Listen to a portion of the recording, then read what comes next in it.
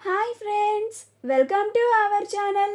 Brahmamudi serial next ఎపిసోడ్లో ఏం జరగబోతోందో ఈ వీడియోలో చూసి తెలుసుకుందాం. స్వప్నని కాపాడిన కావ్య అసలేం జరిగింది అని తెలుసుకోవడానికి ఈ వీడియోని స్కిప్ చేయకుండా ఎండ్ వరకు చూసేయండి. కావ్య స్వప్నని వెతుకుతూ ఉంటుంది. స్వప్న ఎక్కడుందని కావ్యకి అస్సలు తెలియదు. అప్పుడు కావ్య చాలా తెలివిగా ఆఫీస్కి కాల్ చేసి ఆఫీస్ కార్స్ అన్నిటికీ ట్రాకర్ ఉందని గుర్తు తెచ్చుకొని యాక్సెస్ని తీసుకుంటుంది. అలా కార్ ట్రాకర్ని ఉపయోగించి స్వప్న ఎక్కడుందో ఆ లొకేషన్ని కనుక్కుంటుంది. అలా కారులో ఆ లొకేషన్కి వెళ్తూ ఉంటుంది. ఈలోగా యామిని కావ్యకి కాల్ చేసి, ఏంటి కావ్య, మీ అక్కని వెతకడానికి హాస్పిటల్కి వెళ్ళినట్టున్నావు, అక్కడికి స్వప్న రాలేదు అని చెప్పారా? నువ్వు మీ అక్కని వెతికి పట్టుకోవాలి అని అనుకుంటే ఇలా కాదు కావ్య, ఇంకా తెలివిగా ఆలోచించాలి. ఈ యామినిని నువ్వు చాలా తక్కువ అంచనా వేస్తున్నావు కావ్య. నువ్వు నా ప్లాన్లని తెలుసుకోగలగాలి అంటే ఇంకా ఎక్కువగా ఆలోచించాలి. నీ బుర్రని ఇంకాస్త పదును పెట్టి ఆలోచించి మీ అక్క ఎక్కడుందో తెలుసుకో కావ్య అని అంటుంది. అప్పుడు కావ్య, మా అక్క ఎక్కడుందో తెలుసుకోవడానికి ఎక్కువగా ఏమీ ఆలోచించాల్సిన అవసరం లేదు యామిని. నాలాంటి ఒక కామన్ ఉమెన్ కావ్య చాలు అని అంటుంది. అప్పుడు యామిని, ఇదేంటి కావ్య ఇంత కాన్ఫిడెంట్గా వాళ్ళ అక్కని పట్టేసుకునేలాగా చెప్తోంది అని అనుకుంటూ ఉంటుంది. అప్పుడు కావ్య, నువ్వే చూడు యామిని, వితిన్ 5 minutesలో మా అక్క ఎక్కడుందో లొకేషన్ని పట్టుకొని మా అక్కని కాపాడి తనతోనే నీకు హాయ్ చెప్పేస్తాను అని అంటుంది. అప్పుడు యామిని, ఇదేంటి కావ్య ఇంత కాన్ఫిడెంట్గా చెప్తుంది అంటే స్వప్న ఎక్కడుందని ఆ లొకేషన్ కావ్యకి తెలిసిపోయిందా అని కాల్ని కట్ చేసి వెంటనే తన మనుషులకి కాల్ చేస్తుంది. అప్పుడు వాళ్ళు, చెప్పండి మేడం అని అంటారు. అప్పుడు యామిని, ఎక్కడున్నారా మీరు అని అంటుంది. అప్పుడు ఆ రౌడీలు, మేము ఊరి చివరికి తీసుకొచ్చేసాం మేడం, ఈ అమ్మాయి మొబైల్ కూడా మా దగ్గరే ఉంది మేడం, ఆ మొబైల్ని స్విచ్ ఆఫ్ కూడా చేసేసాం అని అంటాడు. అప్పుడు యామిని, సరే జాగ్రత్త, ఆ స్వప్న మీ నుండి ఎట్టి పరిస్థితుల్లోనూ తప్పించుకోకూడదు అని అంటుంది. ఈలోగా స్వప్న తను తప్పించుకోవడానికి ప్రయత్నిస్తూ ఉంటుంది. ఆ డ్రైవర్ కారు దిగి యామినితో కాల్ మాట్లాడుతూ ఉంటే అప్పుడు స్వప్న తానే డోర్ ఓపెన్ చేసుకొని ఆ కారులో నుంచి పరిగెడుతూ ఉంటుంది. అది చూసి, మేడం మీకు మళ్ళీ చేస్తాను, ఆ అమ్మాయి పారిపోతోంది అని అంటాడు. అప్పుడు యామిని, ఇప్పుడే కదరా చెప్పాను చాలా జాగ్రత్తగా ఆ అమ్మాయి పారిపోకుండా చూడమని, అది పారిపోతూ ఉంటే మీరేం చేస్తున్నారా, వెంటనే పట్టుకోండి అని అంటుంది. అప్పుడు ఆ కార్ డ్రైవర్, అలాగే మేడం అని అంటాడు. స్వప్న తన బిడ్డని పట్టుకొని రోడ్డు మీద తన ప్రాణాలని కాపాడుకోవడానికి పరిగెడుతూ ఉంటుంది. స్వప్న వెనకాల రౌడీలు కూడా వెంబడిస్తూ ఉంటారు. అలా, దేవుడా ప్లీజ్ దేవుడా నన్ను కాపాడు, ఎవరు నన్ను ఇలాగా కిడ్నాప్ చేయాలని ప్రయత్నిస్తున్నారో కూడా నాకు అర్థం కావడం లేదు, నా బిడ్డని నన్ను క్షేమంగా ఇంటికి చేర్చాల్సిన బాధ్యత నీదే అని ఆ దేవుణ్ణి తలుచుకుంటూ తనకి శక్తి ఉన్నంత వరకు పరిగెడుతూ ఉంటుంది.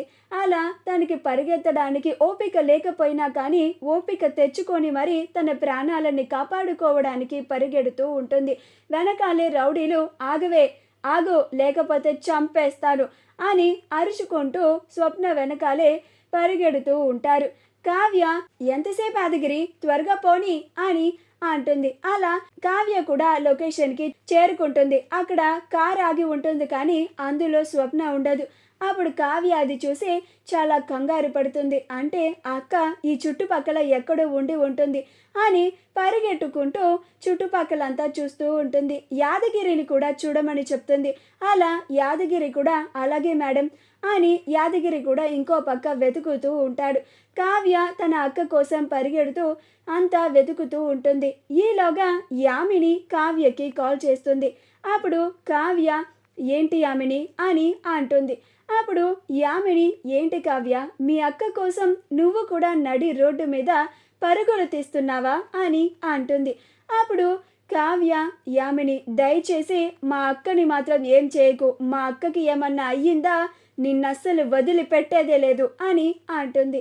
అప్పుడు యామిని, ఇప్పుడు నువ్వు నాకు వార్నింగ్ ఇవ్వకూడదు కళావతి, నేను నీకు వార్నింగ్ ఇవ్వాలి అని అంటుంది.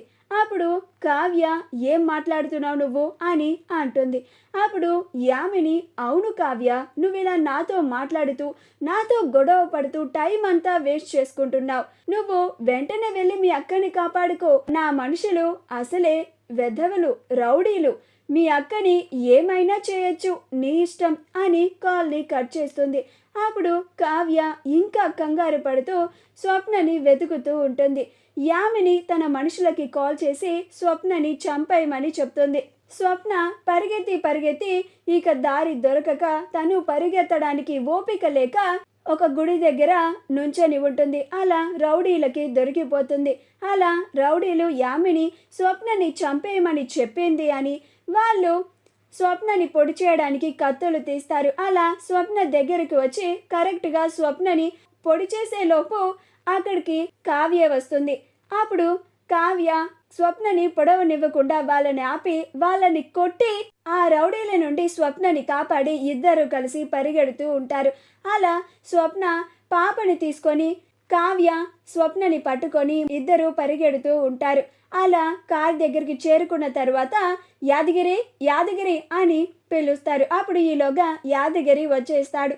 అలా కారులో స్వప్నని తీసుకొని క్షేమంగా ఇంటికి వస్తూ ఉంటుంది. అలా కావ్య ఇంటికి చేరుకునేలోపు చీకటి కూడా పడిపోతుంది. రాజ్ కావ్య కోసం ఉదయం నుంచి వెయిట్ చేసి ఏంటిది నానమ్మ, కళావతి గారు ఇంకా రాలేదు, ఉదయం అనంగా వెళ్ళారు వర్క్ ఉందని, ఇప్పటి వరకు రాలేదు. నేనేమో కళావతి గారి కోసం ఎంతో ఆశగా వచ్చాను. నా మనసులో ఉన్న ప్రేమని చెప్పడానికి ఇదే మంచి సమయం అని అనుకున్నాను. ఆఖరికి ఆ యామిని కూడా ఎన్నడూ లేనిది ఒప్పుకొని పంపించింది అని అంటాడు. అప్పుడు ఇందిరాదేవి అపర్ణలు ఇద్దరు అసలు ఈ కావ్య ఎక్కడికి వెళ్ళింది, ఇంత సమయం అయినా ఎందుకని ఇంటికి తిరిగి రాలేదు, రాగానే ఆ కావ్యని నిలదీయాలి అని అనుకుంటూ ఉంటారు. అప్పుడు రామ్ ఇంకా వెయిట్ చేసి ఎంతసేపటికి కావ్య ఇంటికి రావడం లేదని నానమ్మ అమ్మ నేను ఇంకా బయలుదేరుతాను, రేపు వస్తాను అని నిరాశగా వెళ్ళిపోతాడు. రాజ్ వెళ్ళిపోతూ ఉంటే ఇందిరాదేవి అపర్ణలు ఇద్దరు నాన్న రామ్ రామ్ అని పిలుస్తూ ఉన్నా కానీ రాజ్ కావ్య గురించే ఆలోచించుకుంటూ వెళ్ళిపోతూ ఉంటాడు. రాజ్ వెళ్ళిన తరువాత కావ్య స్వప్నని తీసుకొని ఇంటికి వస్తుంది. అప్పుడు అపర్ణ ఆగు కావ్య, నీకు అసలు పెద్దలంటే గౌరవం ఉందా అని అంటుంది. అప్పుడు కావ్య ఏంటత్తయ్య అలా మాట్లాడుతున్నారు, నాకెందుకు పెద్దలంటే గౌరవం ఉండదు అని అంటుంది.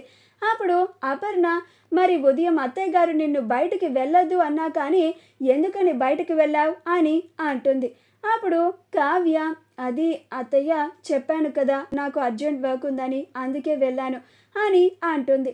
అప్పుడు అపర్ణ అంత అర్జెంట్ వర్క్ ఏముంది, రామ్ నీ కోసం ఉదయాన్నే ఎంతో ఉత్సాహంగా వచ్చాడు.